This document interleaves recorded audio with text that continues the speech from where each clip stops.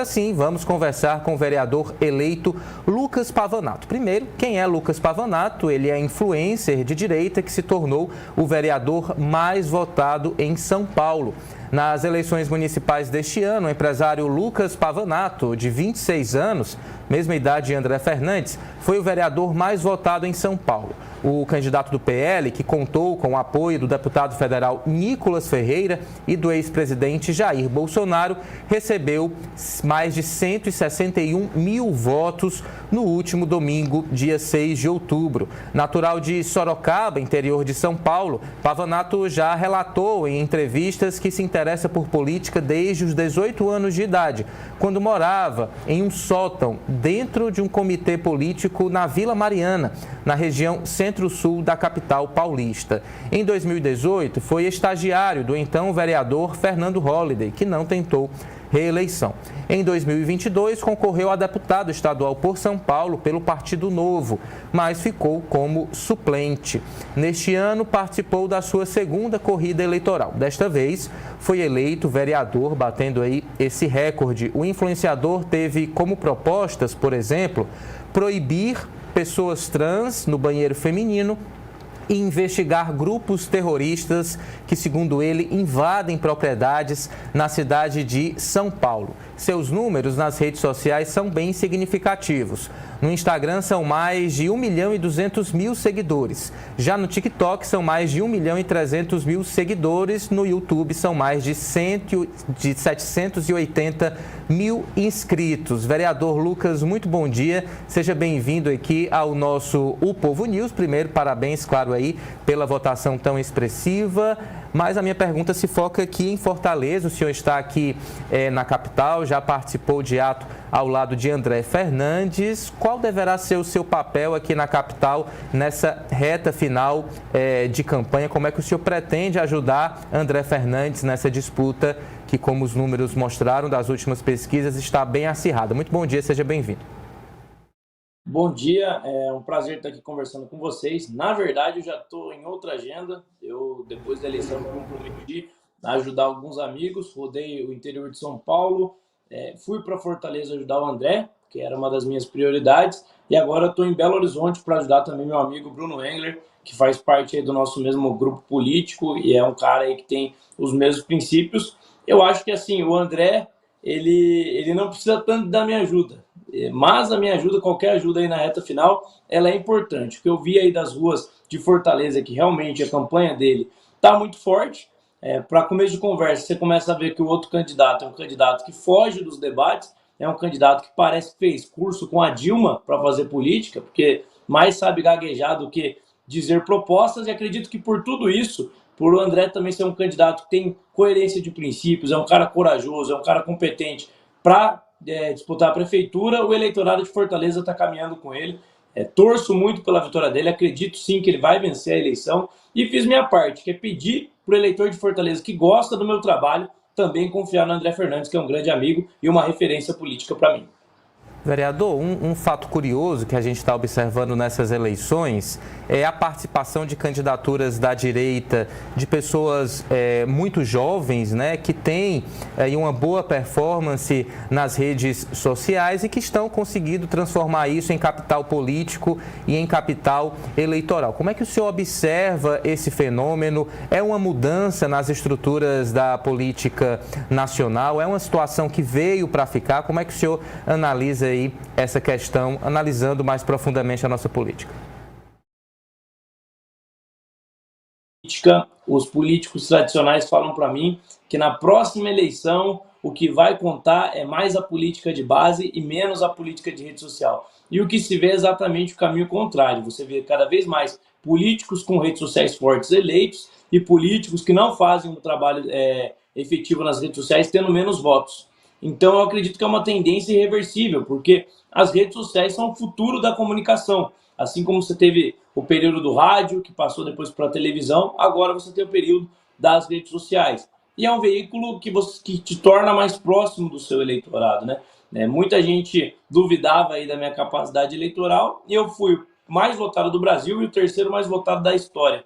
Tudo isso não foi graças a uma campanha tradicional política, mas sim a um trabalho mais direto de contato com o meu eleitor, divulgando as minhas ideias. Então, eu acho que a rede social ela é importante por isso, porque ela dá voz para ideologias, para formas de pensamento que anteriormente eram marginalizadas. No passado, um cara que nem eu jamais teria a oportunidade de disputar uma eleição como eu disputei. No passado, um cara que nem o André Fernandes, se não fossem as redes sociais, jamais teria a projeção que ele está tendo, porque agora ele consegue sim ter voz para as próprias ideias. Então, eu fico muito feliz vendo as nossas pautas avançando e acredito que o Brasil está dando uma guinada para a direita e isso vai refletir no futuro, em um futuro de maior prosperidade para o nosso país e vai refletir também em a gente recuperar a presidência da República. Vereador, um ponto que é muito explorado aqui em Fortaleza, acredito também que em muitas outras cidades, é essa questão de ser antissistema, de ser fora do sistema. E o adversário de André Fernandes, Evandro Leitão, está tentando desconstruir essa narrativa, afirmando, por exemplo, que André Fernandes é aliado de Valdemar Costa Neto, né, que já teve aí algumas condenações, que o PL enviou milhões de reais para a campanha de André Fernandes aqui em Fortaleza, que ele está se aliando a antigos adversários, né, a pessoas que ele criticou bastante, como o próprio ex-prefeito Roberto Cláudio. Como é que o senhor avalia essa estratégia da oposição, no caso da esquerda aqui em Fortaleza, argumentando que, na verdade, ele faz sim parte de um sistema, mas estaria tentando aí esconder essa realidade? Olha, eu acredito que para o cara ele poder criticar os aliados de alguém, ele tem que ter bons aliados. Petista não tem moral nenhuma para criticar aliado de ninguém, para começo de conversa. Quem é aliado de Lula, que já foi condenado em primeira instância e segunda instância por corrupção, confirmado pelo Supremo, jamais vai ter moral para criticar qualquer que seja o aliado. O André Fernandes, obviamente, tem as alianças dele, está aí no PL, que é um partido que deu a estrutura para que a direita possa crescer no nosso país, e, obviamente, no segundo turno ele também tem que fazer alianças, até porque política dentro de uma democracia ela se faz assim. Diferentemente das ditaduras que o PT defende aí ao redor do mundo, como Venezuela, como Cuba, no Brasil nós ainda temos uma democracia. Então, como nós temos uma democracia, as alianças são necessárias. Eu sei que o Leitão talvez não tenha muito apreço pela democracia, não entenda muito de aliança, porque o que o PT faz não é aliança, é conchavo, mas na política de direita, na política séria, é assim que se faz.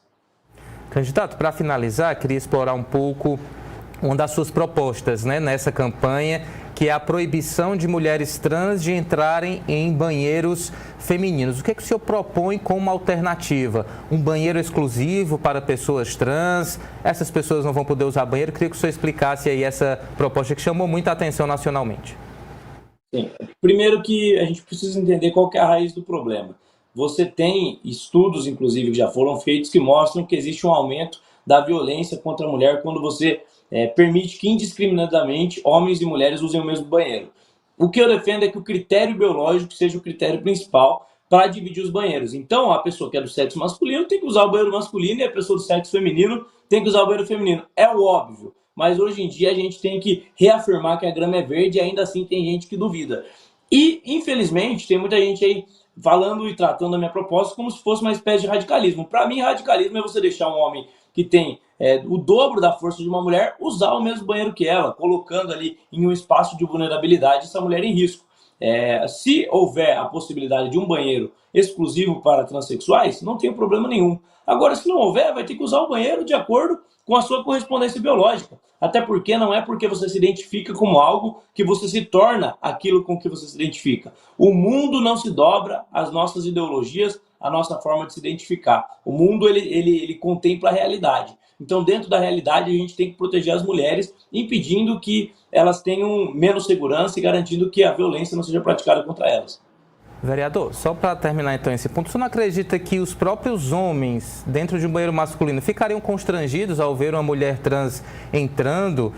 Fora que também tem aquelas que fizeram a transição completa, né? Então, por exemplo, não teriam o órgão sexual para usar mictórios, alguns banheiros só tem mictórios, não tem vasos. É uma situação bem complexa, né? Quando a gente observa aí a realidade atual da sociedade, não só brasileira, mas também mundial, nessa questão dos banheiros públicos.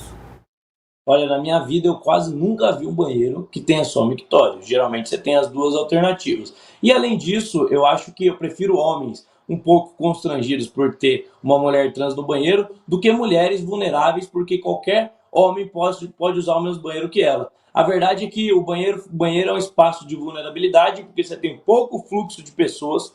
Ao mesmo tempo, dentro do banheiro, você tem ali as partes sexuais das pessoas expostas, e é um ambiente onde a mulher está vulnerável. Se você permite que uma pessoa com o dobro da força dela possa usar esse banheiro, significa que você está dando oportunidade para que oportunistas se aproveitem dessa brecha para praticar violência. Isso reflete em estudos, inclusive, feitos em Londres, que mostram que houve realmente esse aumento.